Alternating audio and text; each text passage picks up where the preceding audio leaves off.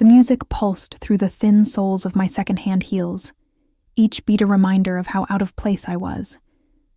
Sweat gathered at the nape of my neck, plastering wisps of hair to my skin. The chandelier light caught in the crystal glasses behind the bar, fracturing into 1,000 tiny rainbows that mocked the dullness of my borrowed dress. "Lily, stop fidgeting," Emma whispered, her perfectly manicured nails digging into my forearm. "We belong here as much as anyone." I wanted to believe her. Emma had always been the brave one, dragging me out of our shared apartment in the forgotten corner of the city to this glittering palace where the elite of Boston came to play. The invitation had arrived mysteriously at the restaurant where she waitressed, a golden card promising an evening where dreams were made, or shattered. "Sure," I muttered, tugging at my dress, just like Cinderella belonged at the ball. The truth was, we didn't belong here. Not among these people with their casual displays of wealth, their effortless power. I was a 24-year-old nursing student drowning in student loans, working double shifts at the hospital cafeteria just to make rent. Emma was the same. Beautiful, ambitious, but just as broke. "I need another drink," Emma declared, raising her empty glass. Her cheeks were flushed, eyes bright with something I couldn't place. Excitement? Fear? "This is our one night to pretend, Lily. One night to feel like we matter in this city." I nodded, but something cold settled in my stomach as she pushed through the crowd toward the bar. Something wasn't right. Emma had been acting strange all week, checking her phone constantly, disappearing for hours without explanation, returning with a gleam in her eyes that spoke of secrets. The crowd shifted, and that's when I first saw him. He sat in the corner booth, partially concealed by shadows despite the bright lights overhead, as if darkness itself bent to his will. My eyes registered details in fragments. The precise cut of his black suit, the heavy watch glinting on his wrist, the way his fingers, adorned with a single gold signet ring, tapped rhythmically against the polished table. 3 men flanked him, their stances rigid and vigilant despite their expensive suits. Guards, not guests. But it was his face that caught and held my attention. Sharp cheekbones, a strong jaw darkened with precisely maintained stubble, and lips curved into a smile that never reached his eyes. Those eyes, dark as midnight, observant, missing nothing. When they swept across the room, people instinctively stepped back, conversation faltering before nervously resuming. I should have looked away. Every instinct screamed danger. Instead, I watched as a young man approached his table, shoulders hunched in deference. Words were exchanged, too distant to hear.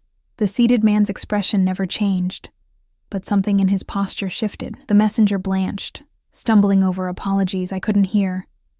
With a flick of his wrist, such a small, elegant gesture, the seated man dismissed him. The young man retreated, visibly shaking. "That's Alexander Volkov," a voice beside me murmured. I turned to find a bartender collecting empty glasses, his eyes darting nervously to the corner. Best not to stare. "Who is he?" I asked, though part of me already knew the answer.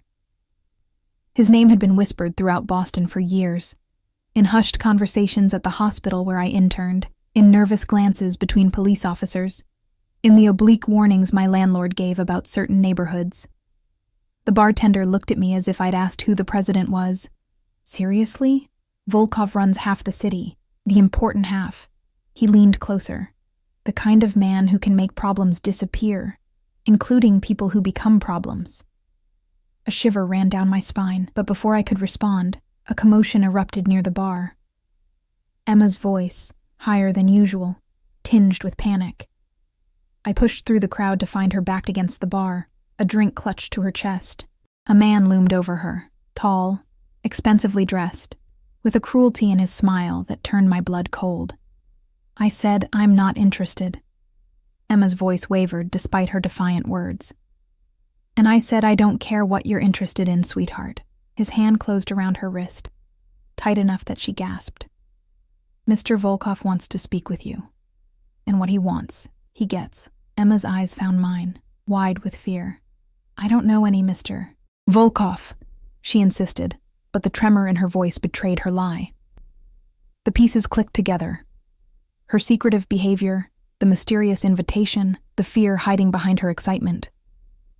Whatever game Emma had been playing, she was now in over her head. I moved without thinking, sliding between them. "She said she's not interested," I said, my voice steadier than I felt. "So back off." The man's eyebrows rose, amusement replacing annoyance. "And who might you be?" "Nobody," I answered truthfully. "But she's with me, and we're leaving." His laugh was cold. "Nobody leaves until Mr. Volkov says so." He reached around me for Emma, who shrank back. Something hot and reckless flared inside me, the same feeling I'd had watching my mother cower before my father's rages. The same helplessness twisted into determination. Before I could think, I'd grabbed Emma's full glass and thrown its contents directly into the man's face. Silence fell like a guillotine. Vodka dripped down his stunned features, soaking into his undoubtedly costly suit. Behind me, Emma made a small, frightened sound. Around us, partygoers stepped back, creating a circle of empty space as if I'd suddenly become radioactive. The man wiped his face slowly, expression darkening from shock to rage. "You stupid bitch," he snarled, hand rising. "Mikhail." The single word cut through the silence, soft, yet carrying the weight of absolute command. The crowd parted, and Alexander Volkov stood there, flanked by his men. Up close he was even more imposing, tall, broad-shouldered, radiating controlled power. His gaze passed over Emma dismissively before settling on me, and I felt pinned in place like a butterfly to a collection board. "What seems to be the problem?" His voice was unexpectedly pleasant, touched with the faintest accent I couldn't place. "This." Mikhail gestured at me, fury evident in every line of his body. "This nobody just assaulted me when I was delivering your invitation." Volkov's eyes, deep brown, almost black, studied me with unnerving intensity. I should have been terrified. I was terrified, but something else burned alongside the fear. Indignation, defiance. The lifetime of fighting to be seen as more than just poor, more than just struggling. "Is that what happened?" Volkov asked me directly, ignoring Mikhail's sputtering. Words failed me for a moment. Up close, the air around him seemed charged, as if he carried his own atmosphere. The scent of expensive cologne mingled with something darker, whiskey perhaps, and a hint of smoke. "He was hurting my friend," I finally managed, and didn't seem to understand the meaning of no. A flash of something, surprise, amusement, crossed his face so quickly I almost missed it. Behind him, one of his guards shifted uncomfortably. "Mikhail has always struggled with that particular word," Volkov said, his tone conversational despite the steel beneath. "A failing I've warned him about repeatedly." Mikhail paled.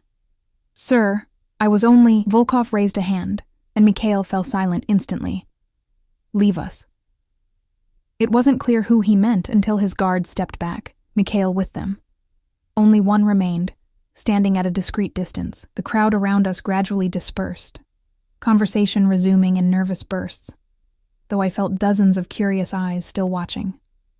Volkov's attention returned to me, and a small, unexpected smile curved his lips. "You threw a drink in my lieutenant's face." It wasn't a question, but I nodded anyway. "For your friend." His gaze flicked briefly to Emma, who was pressed against the bar as if hoping to disappear into it. Loyalty is rare these days. "It shouldn't be," I replied, heart hammering so loudly I was sure he could hear it. He tilted his head slightly, studying me as one might a curious specimen. "What's your name?" Every warning bell in my mind screamed not to answer, but my mouth moved of its own accord. Lily Chen." "Lily," he repeated, as if tasting the word. "Appropriate." I frowned, confused. "Lilies," he explained, "are flowers of death and rebirth. They appear delicate, but are remarkably resilient." His smile widened fractionally, showing the edge of perfect teeth. "I like fearless women, Lily Chen. They're so rare in my world." The compliment, if it was one, settled uncomfortably on my shoulders. I was not fearless. I was terrified, running on adrenaline, and the desperate need to protect Emma, who still hadn't moved. We should go, I said, reaching behind me for Emma's hand. We don't belong here. On the contrary, Volkov said. I think you're exactly where you need to be. He reached into his jacket and withdrew a business card, holding it between two fingers. I find myself in need of someone with your particular courage. I didn't take the card. I'm not interested. His eyebrows rose slightly. You haven't heard what I'm offering. It doesn't matter, I said, surprising myself with my certainty. Whatever it is, the answer is no. For a moment, tension crackled between us. Then, unexpectedly, he laughed, a genuine sound that transformed his face, softening the hard edges and revealing glimpses of a different man beneath the dangerous exterior. Remarkable, he murmured, more to himself than to me. He tucked the card into the small purse hanging from my wrist. When you change your mind, call that number. Only that number. I won't change my mind, I insisted. His smile was knowing, confident. We'll see. He glanced past me to Emma, his expression cooling. Your friend, however, has already made certain choices that cannot be unmade. Hasn't she, Emma? Emma made a small, choked sound. Her fingers dug into my arm. Lily, we need to leave. Now. Volkov stepped back, inclining his head in a gesture that was almost a bow. Until we meet again, Lily Chen. It wasn't a question of if, but when. The certainty in his voice raised goosebumps along my arms. I pulled Emma away, weaving through the crowd toward the exit. We didn't speak until we were outside, the cool night air a shock against my heated skin. Emma was shaking, fumbling with her phone. What the hell was that? I demanded, grabbing her arm. How does Alexander Volkov know your name? What choices was he talking about? Tears spilled down her cheeks, ruining her careful makeup. I've done something stupid, Lily. So stupid. What did you do? My voice rose despite my efforts to keep calm. Emma, that man is dangerous. Everyone knows who Volkov is, what he is.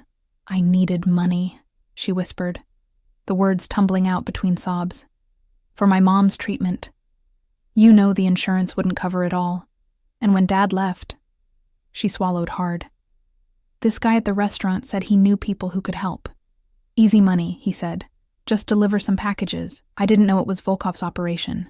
Not at first. Ice spread through my veins. Drug running? Are you insane? It was just supposed to be a few times, she pleaded. But then, I saw things I shouldn't have. Names, faces, and when I tried to stop, she shuddered. The invitation tonight wasn't random. It was a message. They know where I live, where I work, where you live. My stomach dropped. So you brought me into this? I needed backup, she said miserably. I didn't think you'd throw a drink at Mikhail Petrov. He's Volkov's enforcer, Lily. He kills people. I felt dizzy, the world tilting beneath my feet. We need to go to the police, Emma laughed bitterly. Half the force is on his payroll. The other half is too scared to touch him. Her phone buzzed, and she looked at it, face draining of color. Oh God.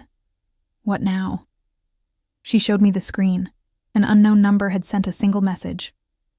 The debt remains. 1 week. What debt? I asked, though I already knew the answer. The last package. I didn't deliver it. I took it and ran. Her voice dropped to a whisper. $200,000 worth. For my mom's treatment. The ground seemed to drop away beneath me. Emma had stolen from the most dangerous man in Boston, and now, by association, so had I. We have to leave town, I said, mind racing through impossible scenarios. Tonight. Emma nodded, wiping her tears. I have the money hidden. We can... A sleek black car pulled up beside us, engine purring quietly. The window rolled down, revealing the impassive face of the guard who had remained with Volkov.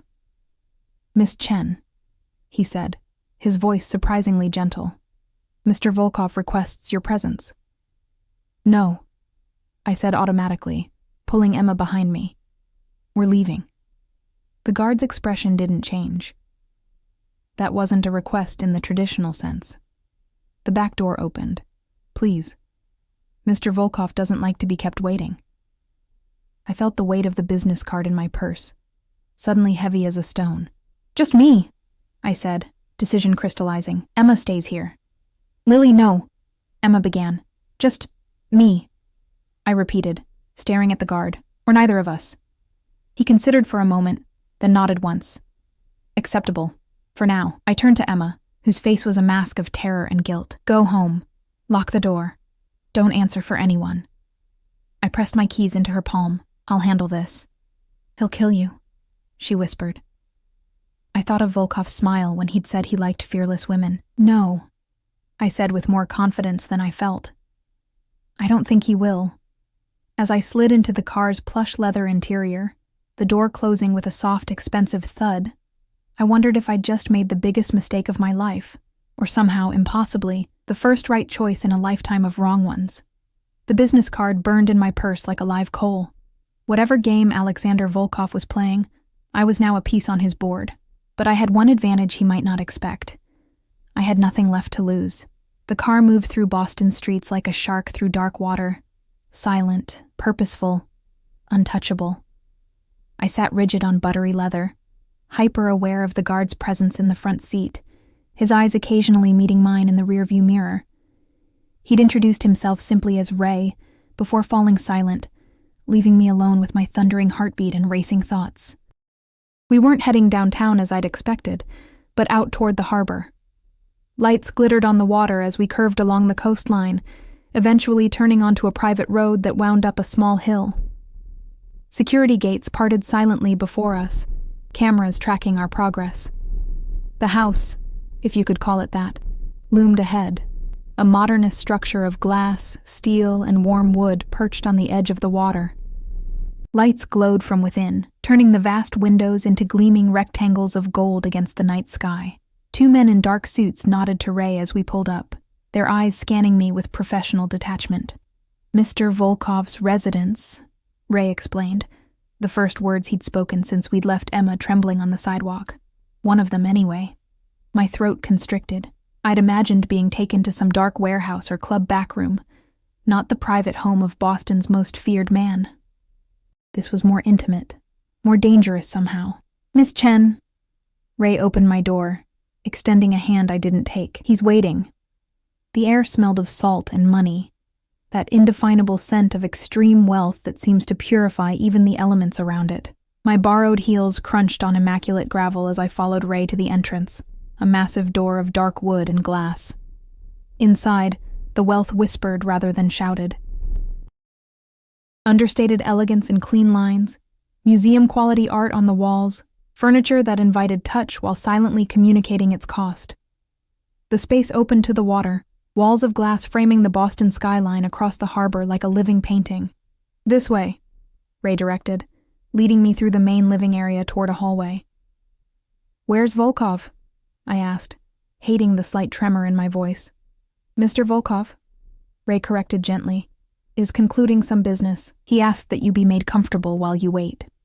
He showed me to a room that was clearly meant for guests, a bedroom larger than my entire apartment, with its own sitting area and a bathroom I glimpsed through a partially open door. Floor-to-ceiling windows offered the same spectacular view of the harbor. "There are clothes in the closet," Ray said. "Mr. Volkov thought you might want to change." I glanced down at my borrowed dress, suddenly aware of the vodka stains from my encounter with Mikhail. "I'm fine like this." Ray nodded, his face giving nothing away. "As you wish. There's a phone on the nightstand. Press 1 if you need anything." He paused at the door. "Miss Chen, Mr. Volkov values directness. Whatever you do, don't lie to him."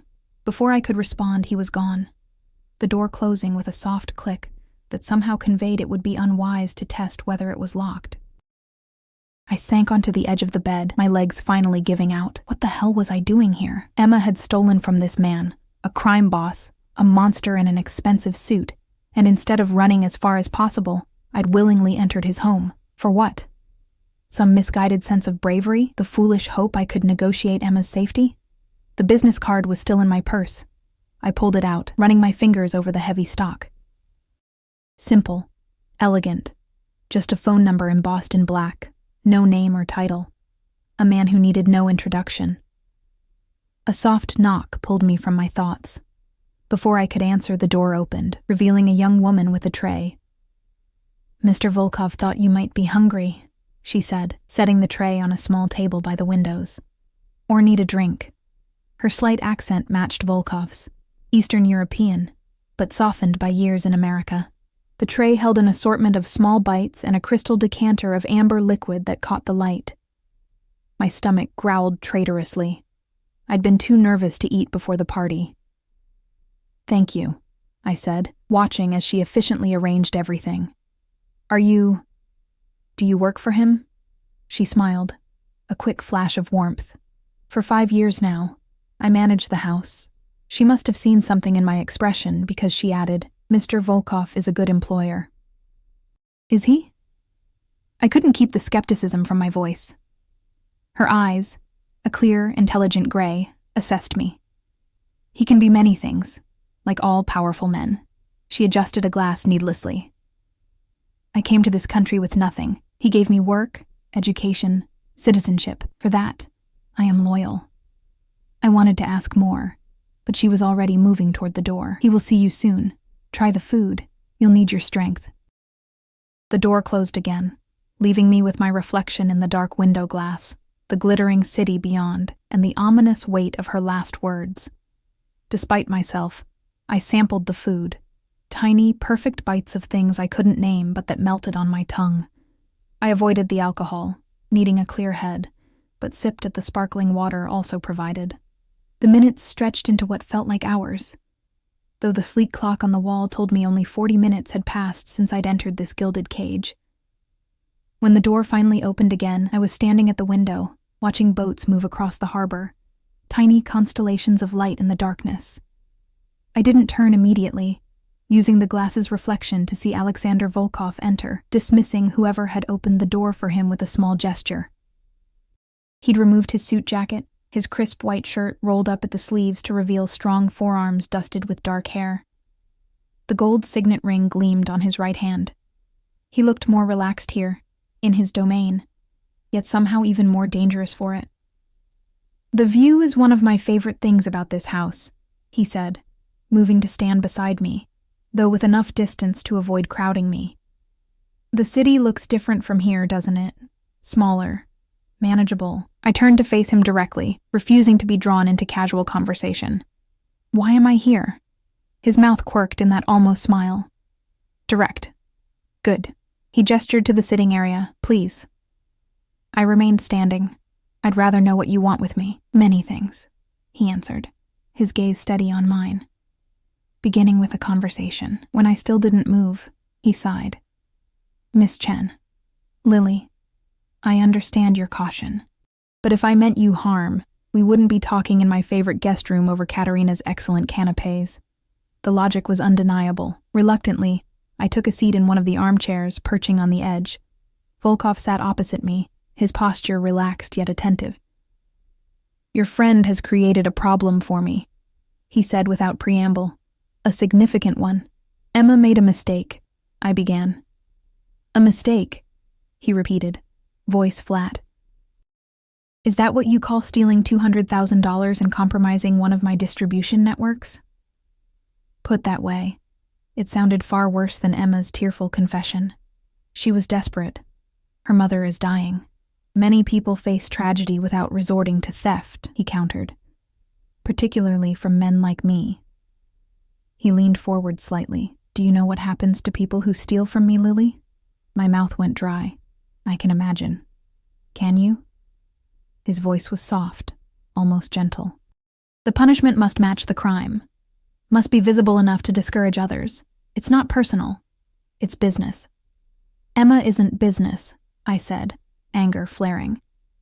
"She's a person who made a terrible choice because she had no options left." "We all have options," Volkov said. "Always." He studied me for a long moment. "You, for instance, had the option to walk away tonight. Instead, you threw a drink at Mikhail Petrov, a man who has killed for far less, then voluntarily got into my car." His head tilted slightly. "Why?" The question caught me off guard. Why had I? "Emma is my friend. Friendship doesn't typically extend to risking one's life, he observed, especially for someone who put you in danger without your knowledge. The accusation stung because it held a grain of truth. I pushed it aside. What do you want from me, Mr. Volkov?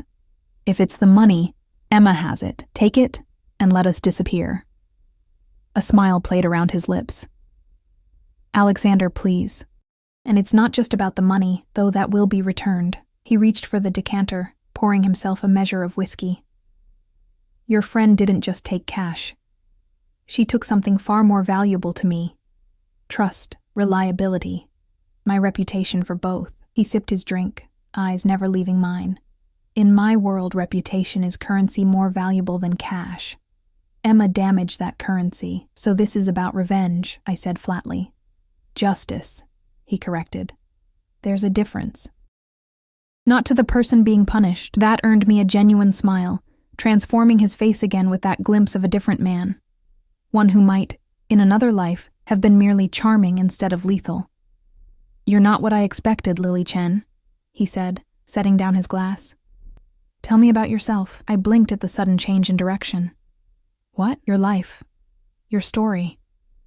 He gestured expansively. What brings a woman like you, intelligent, principled, fiercely loyal, to be living in that run-down apartment building on Dorchester Avenue?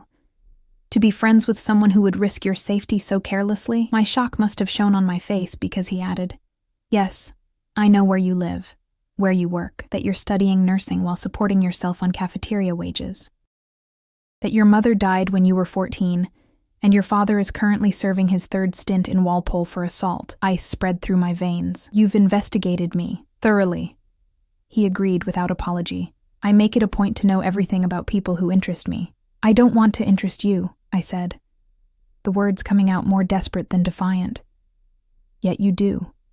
His eyes, so dark they were almost black in this light, held mine. You stood up to Mikhail when men twice your size wouldn't.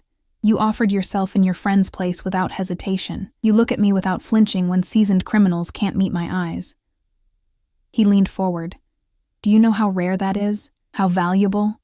There was something in his voice, a hunger, a fascination, that frightened me more than any threat could have. This wasn't just about Emma or money. Something about me had caught the attention of a predator, and I had no idea how to escape his focus. What do you want? I asked again, my voice barely above a whisper. Alexander sat back, seeming to come to a decision. I want to offer you a job. Of all the things I'd expected, that wasn't on the list. A job? I have business interests beyond what you're imagining, he said. Legitimate ones. One is a private medical facility that serves my employees and associates.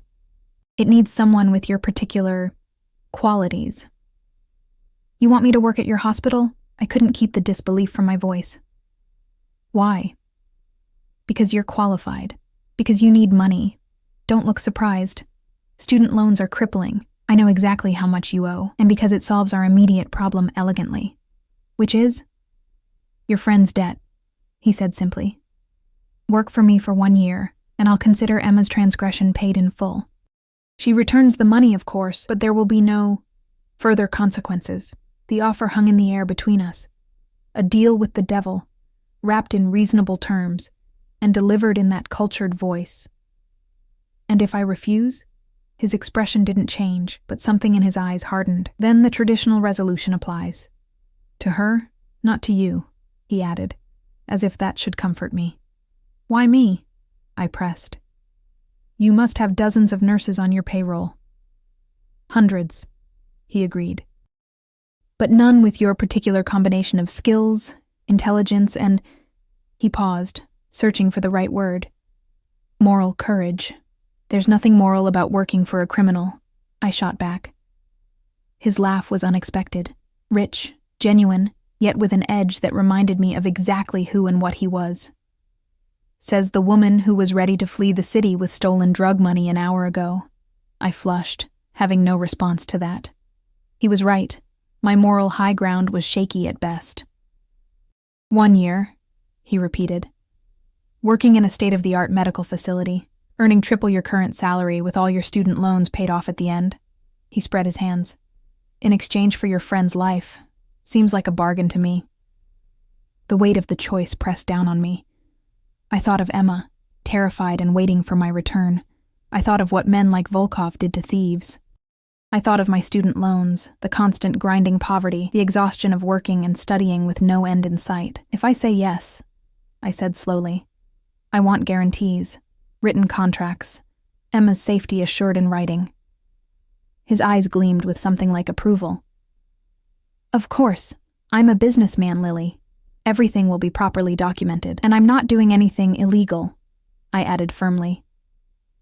No treating gunshot wounds off the books, no providing drugs, nothing that would compromise my license or ethics. The facility is fully licensed and accredited, he assured me. You would be doing exactly what you're training to do, providing care to those who need it. I took a deep breath. I need to think about it. Naturally. He stood, buttoning his shirt cuff where it had come undone. You have until tomorrow morning, 10 a.m. He reached into his pocket and withdrew a small, slim phone. Use this to call the number on my card when you've decided. It's secure. I took it automatically, our fingers brushing briefly. His were surprisingly warm. In the meantime, you're welcome to stay here, he continued. Katerina can bring you anything you need. I need to talk to Emma, I said. She needs to know she's safe, for now at least. He considered this, then nodded once. You may call her on that phone. Tell her the money must be returned tomorrow, in full. Tell her nothing else of our arrangement. His voice hardened slightly. That stays between us. He moved toward the door, then paused, looking back at me with an expression I couldn't read. You've had a lifetime of people failing you, Lily. Your father, your friends, the system itself. I understand that better than you might think. His smile was small but genuine. I never fail those who are loyal to me. Remember that when making your decision. The door closed behind him with a soft click, and I was alone again in the luxurious prison. I stared at the phone in my hand. Small, sleek, undoubtedly untraceable. A burner, the kind used for a single purpose, then discarded. Just like he intended to use me. My hands trembled as I dialed Emma's number. She answered on the first ring. Lily? Oh my God, are you okay? Where are you? I'm fine, I said, moving to the window where the city lights blurred through unshed tears. I'm at Volkov's house. His house? Her voice rose in panic. What does he want? Did he hurt you? No, I said, pressing my forehead against the cool glass. He wants the money back, Emma. All of it by tomorrow morning. Silence, then a shaky exhale. And then what? I closed my eyes, Volkov's offer replaying in my mind. Tell her nothing else of our arrangement, and then we'll see. But you need to have it ready. Lily? What aren't you telling me? I'd never been able to lie to Emma, not successfully anyway. We'd been roommates for 3 years, friends for 5 since meeting in community college. She knew all my tells. He made me an offer, I said carefully, to work for him, at his medical facility. What? No, her voice cracked. This is all my fault. I never should have. Stop, I cut her off. What's done is done. We deal with what's in front of us now. I sounded like my mother in her rare moments of clarity before cancer took her. Practical, determined, resigned to the hand life had dealt. You can't work for him, Emma insisted. He's a monster, Lily. The things I've heard. She trailed off. Right now, he's the monster holding all the cards, I replied. Have the money ready. I'll call you in the morning with instructions. I paused. And Emma, don't do anything stupid, please. After we hung up, I sank onto the bed, exhaustion hitting me like a physical blow. The digital clock on the nightstand read 1:37 a.m., less than 9 hours to decide my future, and Emma's. Despite my determination to stay awake, to plan, to find some third option beyond accepting Volkov's offer or condemning Emma, sleep ambushed me. I dreamed of lilies floating on dark water, of my father's hands, capable of both tenderness and terrible violence, and of Alexander Volkov's eyes watching me from the shadows. I woke to sunlight streaming through the windows I'd forgotten to cover, and the disorienting sensation of unfamiliar luxury. For a moment, I couldn't remember where I was or how I'd gotten there. Then reality crashed back. The party, Emma's confession, Volkov's offer. A soft knock preceded Katerina's entrance. She carried a tray with coffee and what smelled like freshly baked pastries. "Good morning," she said, setting the tray down and moving to the closet. "Mr. Volkov thought you might want fresh clothes. There are several options that should fit." She gestured to a door I hadn't noticed last night. "The bathroom has everything you need. Mr. Volkov will see you at 9:30. I glanced at the clock. 8:15. "I slept in these clothes," I said, suddenly self-conscious in my rumpled dress. "I must look human," she finished for me, a small smile softening her professional demeanor. "It's refreshing in this house." She poured coffee into a delicate cup and handed it to me. "Drink, eat, shower. It helps to face difficult decisions with a clear head." After she left, I did as suggested, grateful for the scalding water that seemed to wash away not just the physical grime of yesterday, but some of the mental fog as well. The closet held an array of clothes in my size, everything from casual wear to business attire. I chose the simplest option, black pants and a blue silk blouse that probably cost more than a month's rent. Precisely at 9:30, Ray appeared to escort me downstairs. The house was quieter in daylight, sunlight streaming through the vast windows to illuminate spaces I'd only glimpsed in darkness. We passed a kitchen where staff worked efficiently, a dining room set for one, and finally reached a study overlooking the water. Alexander sat behind a desk of polished wood, reading something on a sleek laptop. Sunlight caught in his dark hair, revealing threads of silver at the temples I hadn't noticed last night. He looked up as we entered, closing the computer with a decisive click. "Lily," he said, rising. "Did you sleep well?" The normality of the question in such abnormal circumstances nearly made me laugh. "Well enough." He gestured to a chair across from his desk. "Please sit. Coffee, or something stronger?" "Coffee is fine," I said, taking the seat. This room, unlike the rest of the house with its contemporary minimalism, felt older, more personal. Leather-bound books lined shelves, a chess set stood mid-game on a side table, and what looked like family photos in silver frames occupied one corner of his desk, though they were angled away from visitors. Ray poured coffee from a carafe and silently withdrew, closing the door behind him. Alexander watched me over the rim of his own cup. "Have you decided?" he asked finally.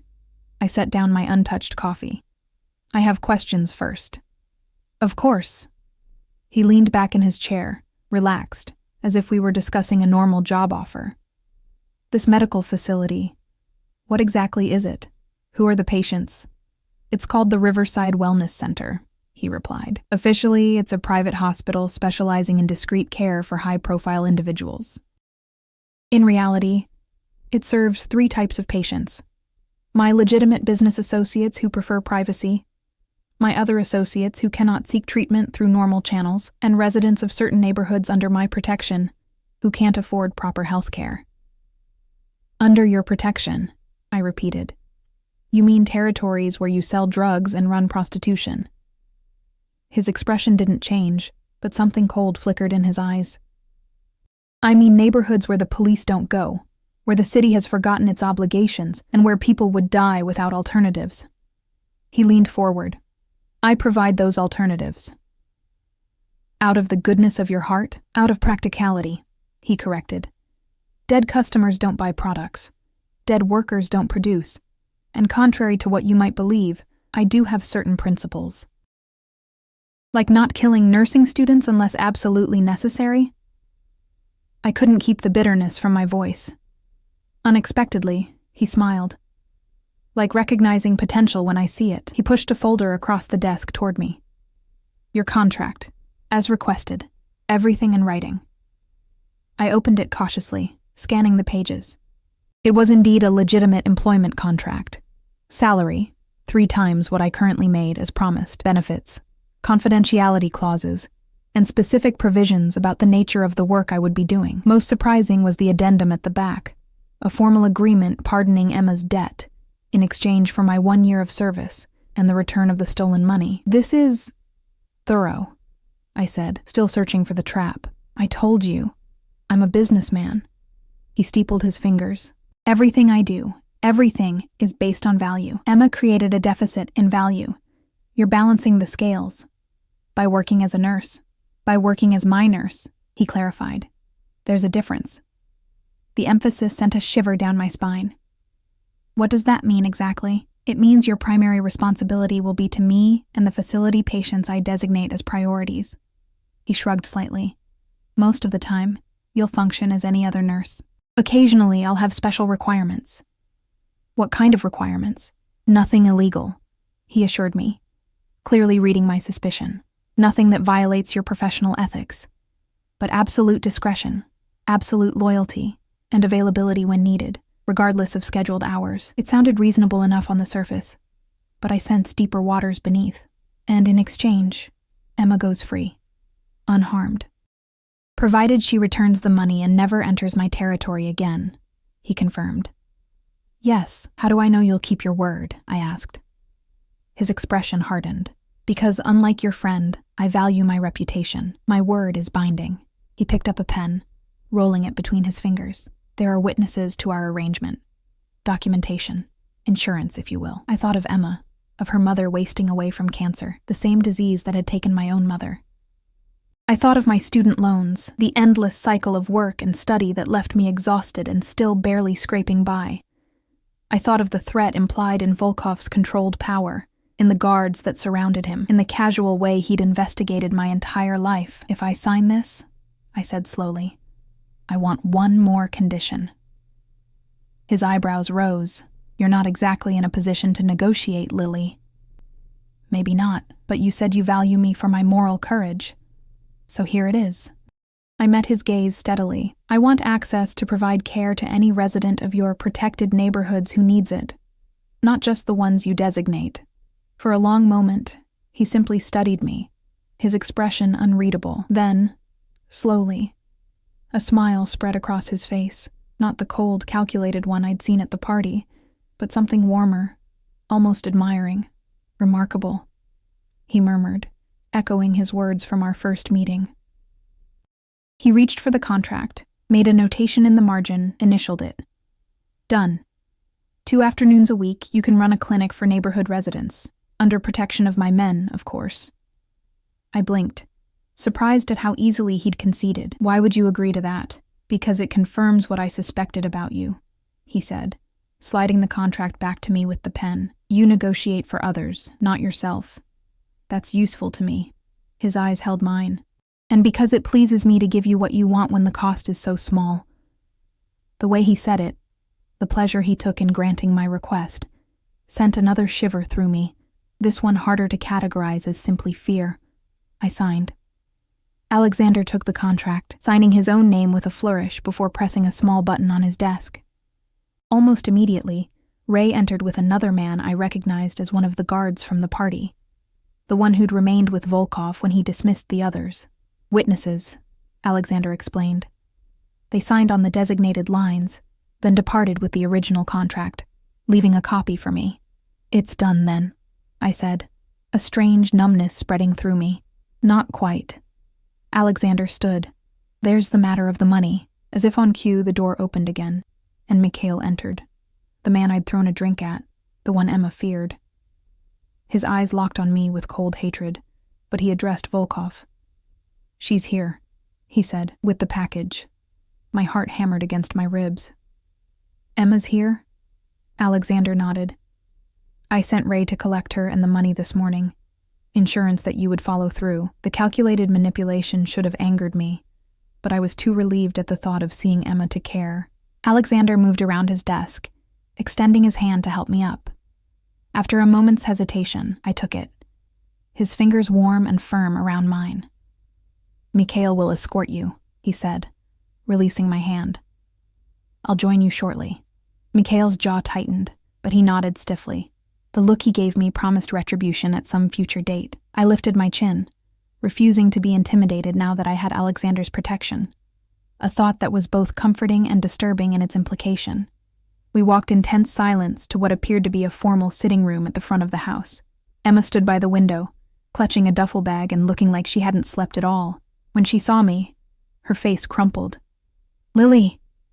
She rushed forward, but Mikhail blocked her path with one arm. The package first, he said coldly. Emma thrust the duffel bag at him. It's all there. Count it if you want. He took it with a sneer. Mr. Volkov will decide if it's all there. And as soon as he stepped aside, Emma threw her arms around me. I was so worried, she whispered. What did they do to you? What did he make you agree to? I'm fine, I assured her, aware of Mikhail watching us with undisguised contempt. Everything's going to be okay now, she pulled back, searching my face. What did you do, Lily? Before I could answer, the door opened and Alexander entered. The effect on the room was immediate. Mikhail straightened, Emma stiffened, and even I felt myself becoming more alert, more aware of every movement. Miss Larson, Alexander addressed Emma with cool politeness. I trust the funds have been returned in full? Emma nodded jerkily. Every dollar. He turned to Mikhail. Verify it. Mikhail unzipped the bag, revealing neat stacks of cash. He began counting methodically while we stood in uncomfortable silence. Finally, he looked up. It's all here, sir. Excellent. Alexander smiled thinly. Then our business is concluded, Miss Larson. His gaze flicked to me. Almost. Emma clutched my arm. What does that mean? Lily? I took a deep breath. It means you're free to go, Emma. The debt is cleared. And you? I couldn't meet her eyes. I've taken a job with Mr. Volkov at his medical facility. No, she breathed. Lily, you can't. It's done, I said firmly. 1 year. It's a good opportunity, Emma. Triple my current salary, student loans paid off. I forced a smile. Think of it as a blessing in disguise. She wasn't fooled. This is because of me, isn't it? You made some deal. She turned to Alexander. Whatever she promised you, I'll do it instead. This was my mistake. Indeed it was. He agreed, his voice hardening. A mistake that would typically cost far more than money. His eyes, cold as winter, fixed on her. Consider yourself fortunate that your friend values your life more than you valued her safety when you involved her in your theft. Emma flinched as if struck. Lily, please. The matter is settled. Alexander cut in. Lily has signed a contract of employment. You have returned what you stole. You are now free to leave Boston, and I strongly suggest you do immediately. I'm not leaving without Lily, Emma insisted. I squeezed her hand. Yes, you are. Your mom needs you, remember? That's what this was all about. Tears spilled down her cheeks. I can't just leave you with him. I'll be fine, I assured her, though my own confidence wavered. It's just a job, Emma. Just a... Miss Larson, Alexander interrupted, checking his watch. Ray will drive you to your apartment to collect your belongings, then to the train station. You have a ticket to Chicago departing at 3. I suggest you be on it. The finality in his tone silenced further protests. Emma hugged me fiercely, whispering, I'm so sorry, against my hair. I held her tight, wondering if I'd ever see her again, then gently pushed her toward the door where Ray waited. Take care of your mom, I said, forcing a smile. And yourself. She wiped her tears, shooting a venomous look at Alexander before following Ray. The door closed behind them with a sound of finality. Alexander, Mikhail, and I stood in silence for a moment. Then Alexander nodded to Mikhail, who left with the duffel bag, leaving us alone. That went well, Alexander remarked, as if we'd just concluded a normal business meeting. I turned on him. You had no right to banish her from Boston.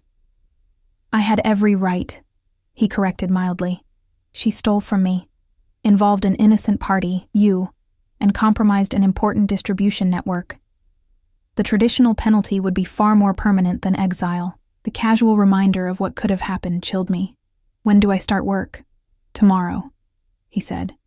9 a.m. One of my men will collect you from your apartment. I blinked in surprise. I'm free to go home? That amused him. Did you think you were a prisoner here, Lily? You've signed a contract, not entered captivity. He moved to a sideboard, pouring himself a drink. You're free to maintain your normal life, your apartment, your studies. I simply require your professional services and loyalty for 1 year. It seemed too simple, too clean. And after the year? He sipped his drink, regarding me over the rim. After the year, you're free to go, or to negotiate a new arrangement should you wish.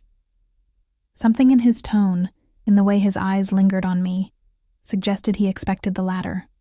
The confidence should have irritated me, but instead it sent an unexpected heat through my veins. "I should go," I said, suddenly needing air, space, distance from his overwhelming presence. "Of course." He set down his glass. "Ray will return shortly to drive you home." "I can take a cab." "You can," he agreed, "but you won't. I prefer to ensure your safe arrival." It wasn't a request. While we waited for Ray, Alexander gave me a tour of the main floor of his home. In daylight, the house was even more impressive. The art I'd glimpsed last night revealed as museum-quality pieces. The furnishings a perfect blend of comfort and sophistication. He showed me his library, filled with books in multiple languages, many first editions. The kitchen, where Katerina directed a small staff preparing lunch. The terrace overlooking the water, where a table was set for one. "Will you join me for lunch before you go?" he asked. I shook my head. "I should get back.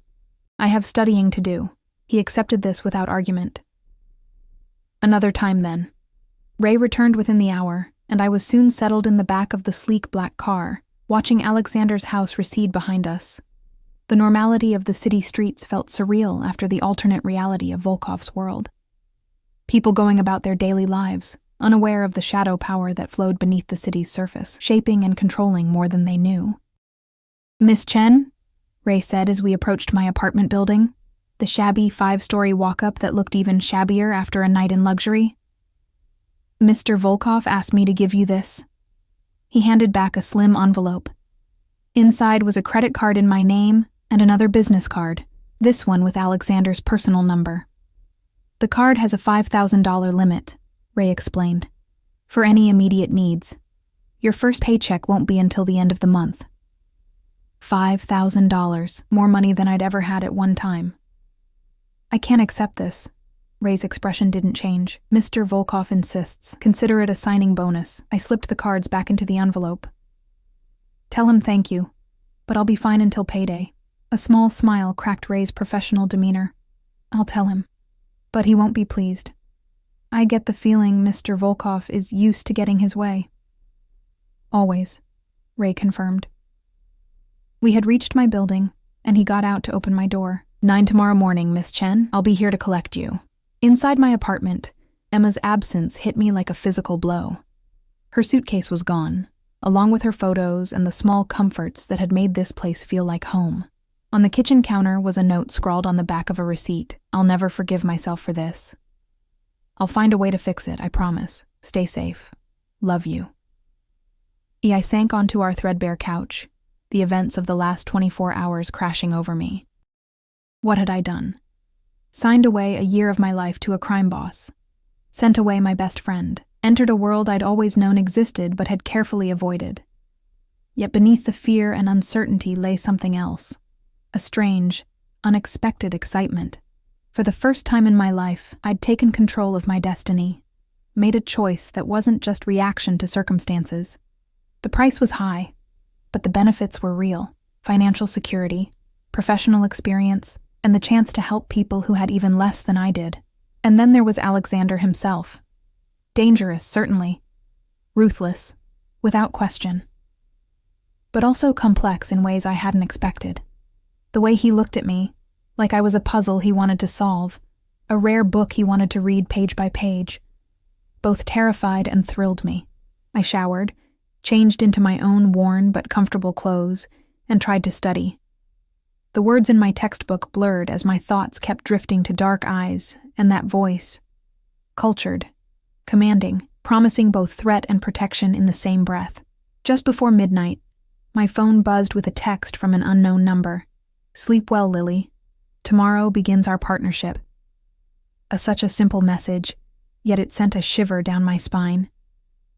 I stared at it for a long time before finally replying, "I'll be ready." When sleep finally came, I dreamed again of lilies on dark water. But this time, I was among them, floating, waiting for a hand to pluck me from the depths. Morning came too quickly. I dressed with unusual care, simple black pants, a white blouse, comfortable shoes suitable for hospital work. I braided my long hair back, applied minimal makeup, and waited by the window for Ray's car.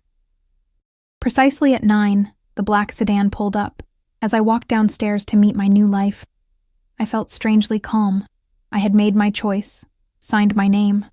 Whatever came next, whatever Alexander Volkov truly wanted from me, I would face it on my feet. Ray opened the car door, and I slid inside to find Alexander himself waiting in the back seat, impeccably dressed in a charcoal suit, his dark eyes watching me with that same fascinating intensity. "Good morning, Lily," he said, his voice wrapping around my name like silk. "Ready for your first day?" "As ready as I'll ever be," I replied, settling into the leather seat beside him. Something like approval flickered in his eyes. Nervousness would be understandable, yet you don't show it. Would it make a difference if I did? His mouth curved. "No. But your composure continues to impress me." The car glided through morning traffic, taking us not toward the harbor where his home stood, but into an upscale area of the city where glass medical towers gleamed in the sunlight. We pulled into an underground parking garage beneath a sleek building with Riverside Wellness Center, displayed in understated lettering above the entrance. "Your new workplace," Alexander said as Ray opened the door. "At least officially." The "at least" sent a ripple of unease through me, but I kept my expression neutral as I followed him into a private elevator that required both a key card and fingerprint scan. We ascended in silence, the only sound the soft hum of the elevator and my own heartbeat in my ears. The doors opened onto a reception area that looked more like a luxury hotel than a medical facility. Soft lighting, tasteful art, plush seating, and a marble desk where a poised receptionist greeted Alexander with obvious deference. "Good morning, Mr. Volkov. Everything is prepared as you requested." "Thank you, Sophie. This is Lily Chen, our newest nurse. She'll need full access credentials." Sophie's eyes swept over me with professional assessment before she smiled. "Of course. Welcome to Riverside, Ms. Chen." The tour that followed revealed a facility that surpassed any hospital I'd ever worked in. State-of-the-art equipment, private rooms more luxurious than high-end hotel suites, and a staff-to-patient ratio that would make any medical professional envious. Dr. Marcus Hayes, the medical director, greeted us in his office. A distinguished man in his 50s who spoke to Alexander with the careful respect of someone who knew exactly who signed his generous paychecks. "Miss Chen comes highly recommended," Alexander told him, the lie smooth as glass. "I expect her to be fully integrated into the team, with special assignment to my personal cases as needed." Dr. Hayes nodded. "Of course, Mr. Volkov. We'll start her orientation today." "Good." Alexander turned to me. "Dr. Hayes will handle your professional orientation. After lunch, you'll meet with my head of security to review protocols specific to my sensitive patients." The day passed in a blur of introductions, paperwork, and training sessions. The facility was everything Alexander had promised: legitimate, professional, and providing genuinely excellent care. Yet beneath the polished surface, I noticed the subtle signs of its true nature: security measures far beyond normal hospital protocols, certain areas accessible only with the highest clearance, and the careful way staff avoided discussing certain patients. By late afternoon, I found myself in the office of Anton Petrov, Mikhail's older brother, as it turned out, though with none of his siblings' volatile temperament. As head of security, he outlined the special procedures for what he called priority patients. "These individuals require absolute discretion," he explained, his accent thicker than Alexander's. "No records outside our secure system. No discussions outside these walls. No questions about injuries or identities." "I understand," I said, though my stomach nodded at the implications. "Mr. Volkov said you would." Anton's expression remained impassive, but his eyes held a calculating assessment. "He has unusual confidence in you. Don't disappoint him." The warning was clear, even without elaboration. When I was finally escorted back to the main lobby at 7 that evening, I was surprised to find Alexander waiting, engaged in quiet conversation with a man whose expensive suit couldn't hide his military bearing. "Ah, Lily," Alexander said, ending his conversation with a nod to the other man. "Your first day is complete. Impressions?" "Impressive," I admitted truthfully. "The facility is exceptional. I accept nothing less," he replied. "Come. You must be hungry." Before I could protest, I was being guided back to his car, Ray holding the door open with his usual stoic expression. "I thought I'd be going home," I said as Alexander slid in beside me. "Eventually," he agreed, "but first, dinner, a celebration of our new arrangement." The restaurant was exclusive enough that it had no sign, just a discreet entrance where staff greeted Alexander by name and ushered us to a private dining room overlooking the harbor. The chef himself appeared to discuss the menu, and wine was poured without orders being placed. "You're uncomfortable," Alexander observed after the staff had departed, leaving us alone with our drinks. "This isn't necessary," I said, gesturing to our opulent surroundings. "Few things truly are," he replied. "But I enjoy quality, and I wish to know you better outside of our professional arrangement." I took a sip of wine to buy time. "Why? Because you intrigue me." He leaned forward slightly. "Do you know how rare that is, to find someone genuinely surprising in my world?" The intensity of his gaze made it difficult to breathe. "I'm really not that interesting." "On the contrary." He sat back, studying me. "Tell me about your mother." The question caught me off guard. "My mother?" "You mentioned she died of cancer when you were 14, the same disease affecting Emma's mother. I suspect that connection influenced your decision to help Emma, despite the risk to yourself. The casual display of knowledge about my life still unsettled me. She was diagnosed when I was 12. Fought for 2 years before it took her." "And your father?" My jaw tightened. "What about him?" "He went to prison shortly after her death. 3rd conviction for assault, correct? Was he violent toward you and your mother as well?" I set my glass down harder than intended.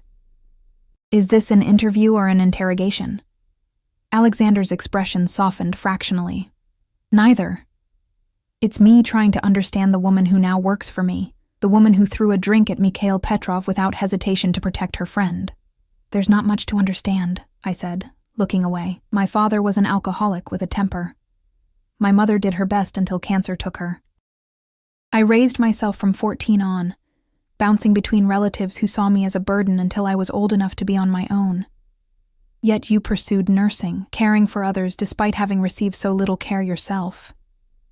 There was something like genuine admiration in his voice. "That requires remarkable strength." Discomfort at his insight made me change the subject. "What about you?" The accent. "Russian?" "Ukrainian, originally," he corrected. "Though I left when I was 10. And your family?" A shadow crossed his face. "Dead. All of them." The flat finality of his statement silenced my next question. Thankfully, our food arrived, providing a reprieve from the increasingly personal conversation. Over the next 3 courses, each more exquisite than the last, Alexander steered us to safer topics. My studies, my career ambitions, my impressions of the Riverside facility. He was an attentive listener, his questions demonstrating both intelligence and genuine curiosity.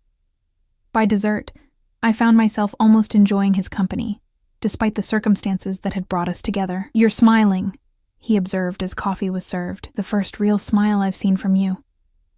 I hadn't realized it myself. The food was amazing. Indeed, but I think it's more than that. He set down his cup. "You're beginning to see that our arrangement might not be the prison sentence you initially feared." I sobered immediately. "It's still not a choice I would have made freely." "Few choices in life are truly free," he countered. "We all operate within constraints, some financial, some familial, some self-imposed. The illusion of complete freedom is just that, an illusion."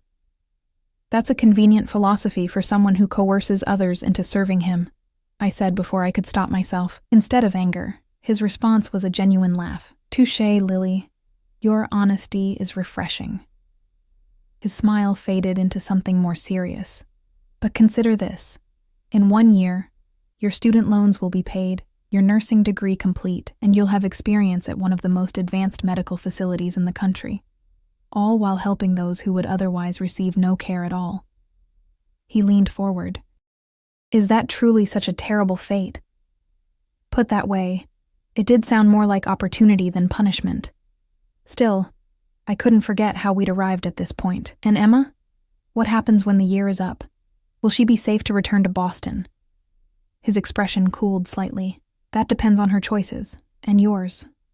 The implied threat wasn't subtle. I nodded, understanding the boundaries of our arrangement more clearly now. Ray drove me home afterward, Alexander remaining at the restaurant for business matters. As we pulled up to my apartment building, Ray handed me an envelope. "Your new schedule and security protocols," he explained. "Mr. Volkov also asked me to give you this." This turned out to be a small velvet box. Inside was a delicate silver bracelet with a single charm, a lily, crafted in platinum and diamonds. "I can't accept this," I said immediately. Ray's expression didn't change. "It's not a gift, Miss Chen. It contains a tracking device and panic button. Standard security for Mr. Volkov's key personnel." I lifted the bracelet, noting its surprising weight. "And if I refuse to wear it, that would suggest a concerning lack of commitment to your new position," Ray replied neutrally. I slipped it onto my wrist, the cool metal settling against my skin like a promise. Or a shackle. 6 months passed in a blur of new routines. 5 days a week at Riverside, treating the wealthy, the connected, and occasionally the bloodied enforcers of Alexander's empire. True to our agreement, I spent 2 afternoons weekly at a small clinic in one of his protected neighborhoods, providing care to people who otherwise would have none. I saw Alexander regularly but unpredictably, sometimes daily, sometimes with weeks between encounters. He would appear at Riverside to check on specific patients, summon me to his office to discuss my work, or occasionally invite me to dinner to review my progress. Each time, the strange tension between us grew, a complex mixture of fear, fascination, respect, and something more dangerous I refused to name. Emma called weekly from Chicago, where she'd found work and an apartment near her mother, whose treatments were showing promising results. She never asked about Alexander, and I never volunteered information about my increasingly complicated relationship with him. I was finishing a shift at the neighborhood clinic when Mikhail appeared in the doorway, his perpetual scowl firmly in place. "Mr. Volkov wants you, now." My stomach knotted. In 6 months, Alexander had never sent Mikhail to fetch me. Something was wrong. We drove in tense silence to Alexander's house rather than the Riverside facility. Ray met us at the door, his normally impassive face tight with concern. "He's in the study," he told me. Gunshot wound to the shoulder, refused to go to Riverside. Fear propelled me forward. I found Alexander sitting behind his desk, pale but composed, his right shoulder darkly stained with blood that had soaked through his white shirt and suit jacket. "You should be at the hospital," I said, dropping the medical bag Ray had thrust into my hands and moving to his side. "And answer tedious questions? No." His voice was steady, but pain tightened the corners of his eyes. "That's why I have you." I helped him remove his jacket and shirt, revealing a through-and-through wound that had thankfully missed anything vital. As I cleaned and treated the injury with supplies from the fully stocked medical room adjoining his study, he watched me work with an intensity that had nothing to do with pain. "Who shot you?" I asked, focusing on my task. "Someone who will not live to see morning," he replied matter-of-factly. "A disagreement with the Italians from Providence." I secured the bandage, trying not to think about the retribution that would follow. "You'll need antibiotics and pain management." "Already arranged." His uninjured hand caught mine as I finished. "You've become indispensable to me, Lily." The way he said it, soft, almost intimate, sent a shiver down my spine. "I'm just doing my job." "No," he contradicted. "You're doing far more than our contract requires. The clinic, the extra hours, the questions you don't ask when certain patients arrive with certain injuries." I tried to withdraw my hand, but his grip tightened gently. "The year is half over," he continued. "I find myself reluctant to see it end." My pulse quickened. "Alexander, I'm offering you permanence," he said. "A position as head of nursing at Riverside, triple your current salary, complete autonomy for your neighborhood clinic work." I stared at him, caught between shock and suspicion. "Why?" "Because you've earned it." His thumb traced circles on my wrist, just below the bracelet he'd given me. "And because I've grown accustomed to having you in my world." 6 months ago, I would have rejected the offer instantly. Now, I hesitated. The work at Riverside was challenging and rewarding. The clinic was making a real difference in lives typically forgotten by the healthcare system. And Alexander himself, complicated, dangerous, yet undeniably compelling, had become a central figure in my life. "I need time to think," I said finally. He released my hand, nodding. "Of course. But know this, Lily. His dark eyes held mine. "Whatever you decide about the professional offer, my personal interest in you remains unchanged." The words hung between us, acknowledging what had been building for months. "I should go," I whispered. "Stay," he countered. "Just for tonight. As my nurse, if nothing else." I knew I should refuse. Instead, I found myself nodding. That night became the first of many I spent at Alexander's house. Initially monitoring his wound, then gradually, inevitably, drawn deeper into his world, his life, his bed. What began as obligation evolved into choice, then into something I'd never expected: partnership. By the time my contract year ended, I had accepted the position at Riverside, moved into Alexander's house, and negotiated Emma's safe return to Boston. Though she chose to remain in Chicago with her recovering mother, Alexander Volkov remained what he was: powerful, dangerous, ruthless in business. But with me, he showed a different face: protective, generous, unexpectedly vulnerable in rare private moments. The man who'd once terrified me became the man who cherished me, who respected my independence while offering a security I'd never known. Was it perfect? No. His world still contained darkness I couldn't fully embrace. We argued about boundaries, about the ethics of certain operations, about the line between protection and control. But in me, he'd found someone who wouldn't flinch from his reality while still holding firm to her own principles. And in him, I'd found someone who saw my strength as an asset rather than a threat. 1 year after throwing my drink at Mikhail Petrov, I stood on the terrace of what was now our home, watching the city lights reflect on the harbor. Alexander's arms encircled me from behind, his chin resting on my head. "Regrets?" he asked, a question he still posed occasionally, as if expecting my answer to change. I turned in his arms, studying the face that had become beloved to me despite all odds. Only that it took such dangerous circumstances for us to meet. His smile, the real one, the one few people ever saw, warmed his eyes. I meant what I said that first night. I've always liked fearless women. He brushed a strand of hair from my face, though I never expected to love one. The word, still rare between us, spread warmth through my chest. I rose on tiptoes to kiss him. This man who had entered my life as a threat and somehow become my choice, my future, my home. Behind us, Boston continued its dance of light and shadow. A city of contrasts like the man who held me, dangerous and gentle, ruthless and fair, dark and light in equal measure. And I, once a nobody who had thrown a drink in desperate defense of a friend, had become a woman who had found her place in both worlds. As Alexander deepened the kiss, I smiled against his lips. Sometimes the most unexpected choices lead to the most perfect destinies.